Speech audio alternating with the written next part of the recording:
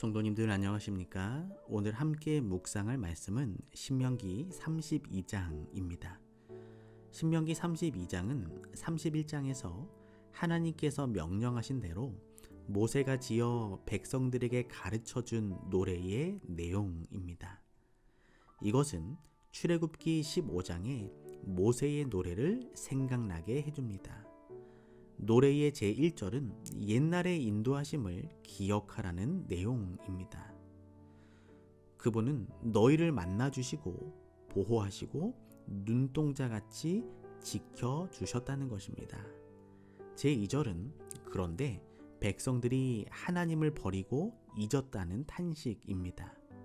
제3절은 그러므로 하나님이 진노하시고 재앙이 우리에게 임했다는 것입니다.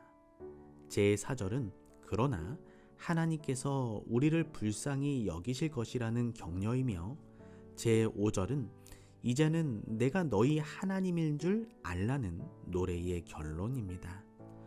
모세는 이스라엘 백성들에게 이 노래를 마음에 두고 지켜 행하라고 권면합니다. 그리고 마지막 부분은 모세의 죽음에 대한 하나님의 말씀입니다. 32장 4절입니다. 그는 반석이시니 그 공덕이 완전하고 그 모든 길이 공평하며 진실무망하신 하나님이시니 공의로우시고 정직하시도다.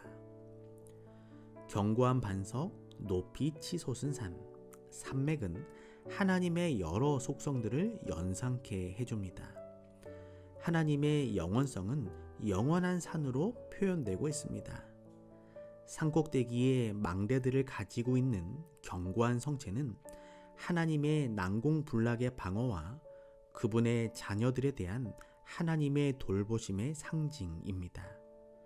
여호와는 안전한 거처로 또한 교회가 세워지는 기초와 그리스도인의 믿음의 집이 세워지는 기초로 묘사되어 있습니다.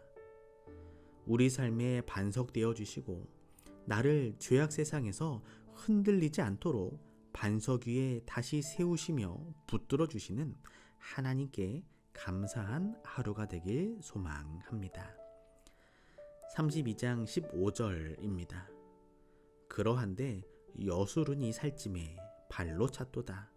내가 살찌고 부대하고 윤택함에 자기를 지으신 하나님을 버리며 자기를 구원하신 반석을 경홀히 여겼도다. 여수르는 의인 혹은 정직한 자의 뜻으로 이스라엘의 별명입니다.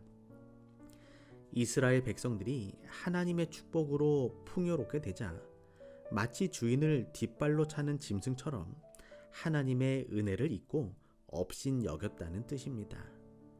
오늘 우리의 풍요로운 삶은 하나님의 축복으로 꼴지어진 것입니다.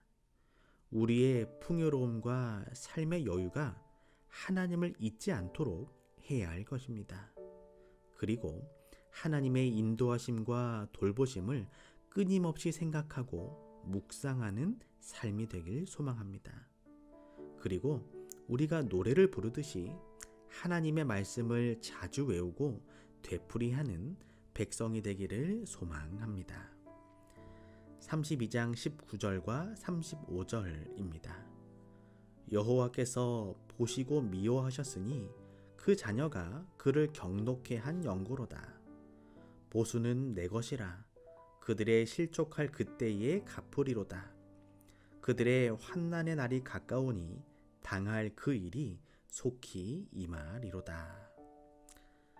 하나님께서 패역한 이스라엘 백성들에게 진노하시면 어떤 일들이 일어나게 될까요? 우리는 하나님의 진노를 인간의 복수나 화풀이 같은 개념으로 생각하면 안 됩니다. 하나님의 최대의 진노는 그분의 은혜를 사람에게서 거두시는 것입니다. 그리고 그들의 욕망과 죄악, 세상의 흐름에 그들을 내버려 두시는 것입니다. 그러면 이 세상에는 온갖 사악한 일들과 재앙이 판을 치게 됩니다. 오늘 우리가 날마다 살아갈 수 있는 이유는 하나님의 은혜 때문입니다.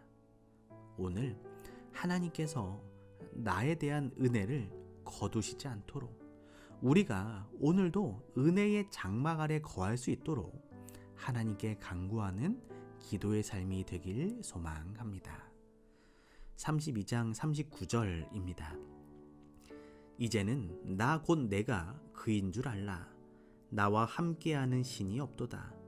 내가 죽이기도 하며 살리기도 하며 상하게도 하며 낫게도 하나니 내 손에서 능히 건질 자 없도다. 하나님 외에는 다른 신이 없다는 것이 모세의 노래의 결론입니다. 하나님은 죽이기도 하시며 살리기도 하시며 상하게도 하시며 낫게도 하시는 분이십니다.